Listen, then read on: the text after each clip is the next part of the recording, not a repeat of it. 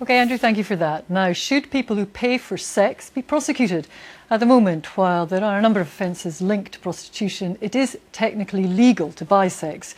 But a consultation is underway on plans to change this. It comes amid a debate over how the new single police force will cope with the different approaches to the sex industry in Scotland's cities.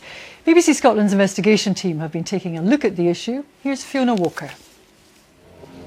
In Edinburgh, they have saunas. It's what's described as pragmatic. In Glasgow, it's zero tolerance. And in Aberdeen, they have a middle way. The police try other options before arrest. And the authorities in each city believe their way is the right way. But soon Scotland's 8 police forces will become one.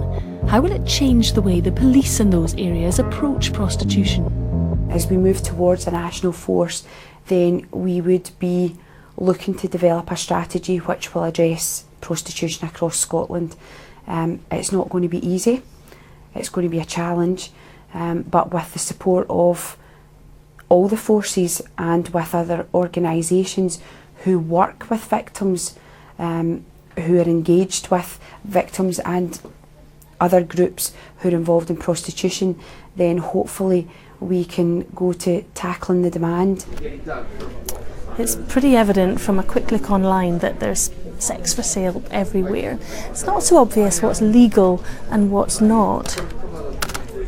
So here's what the law says. Paying for sex between 2 consenting adults is legal as long as you're not working on the street or in a brothel. And 5 years ago, curb crawling also became illegal, so clients of street prostitutes also face criminal charges. Until now, the prostitutes have been criminalised more than their clients.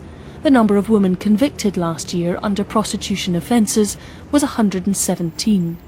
83 men were convicted, either for soliciting, curb crawling or other related offences. But that could be about to change. I provide companionship, sometimes sexual services for gentlemen. Laura is a prostitute who works perfectly legally as an escort. But proposals out for consultation at the moment mean the person paying for sex could be the one committing a crime. It's going to criminalise consenting adults indulging in paid sex. So it's wrong and it's misguided and it's ill-informed. I think as well it will drive a further wedge between us and the police, because as things stand at the moment we have an excellent working relationship with the police. And some in Holyrood say the proposals just won't work. I don't know about you, but I would hate to go into that in a courtroom to try and decide what constitutes payment and what doesn't. Also, the great flaw in it is to get a conviction against a man, because it's all against criminalising the male partner. The female partner would have to give evidence, and she won't give evidence. But here they believe it could cut demand in the sex trade. We need to remember that research shows that most men don't buy sex. And so the men in Scotland who are choosing to buy sex need to understand that they're part of a criminal chain, if you like.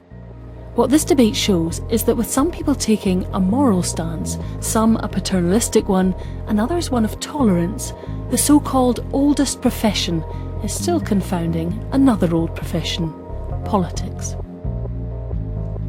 And you can listen to Fiona's radio documentary on the iPlayer. That's The Investigation, Sex for Sale.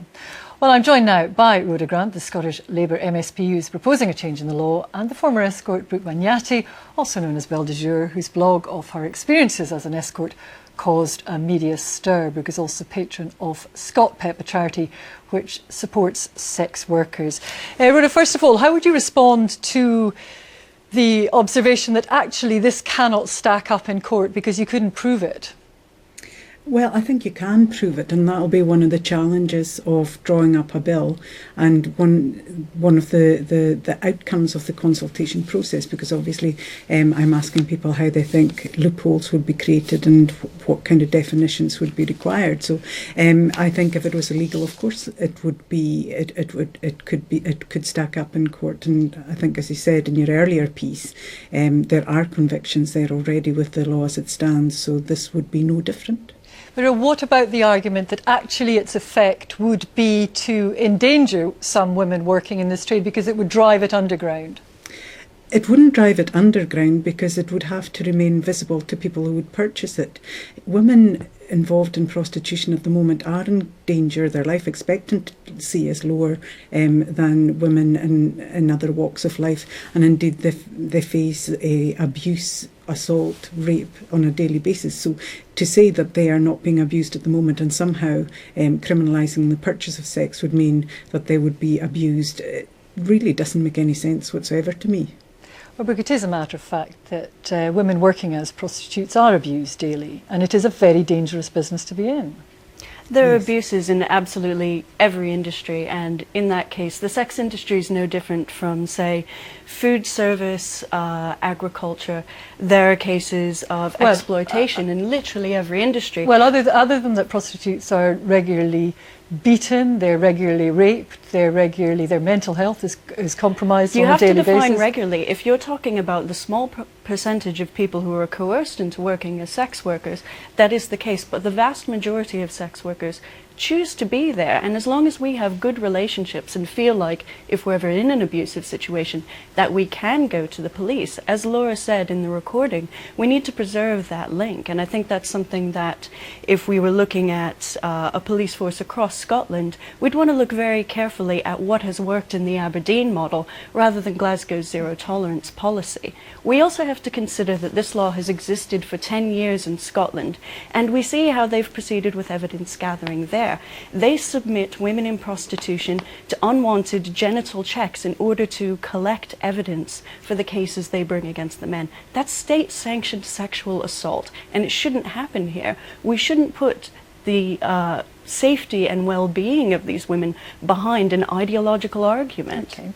Rhoda, just to pick up on one point, do you accept that the majority of women working as prostitutes are doing it of their own volition? No, I believe that most of the women working in prostitution are doing it because they're coerced, either coerced by people who want them to be there to make money out of them, or indeed by their own poverty. And a lot of the women I speak to are there because they feel that there is no option open to them. And some people have even said to me that it should be acceptable for poor women to be prostitutes because, you know, that keeps them off the dole. I don't find that acceptable. But what do you do about women who are making this choice, consciously and of their own volition?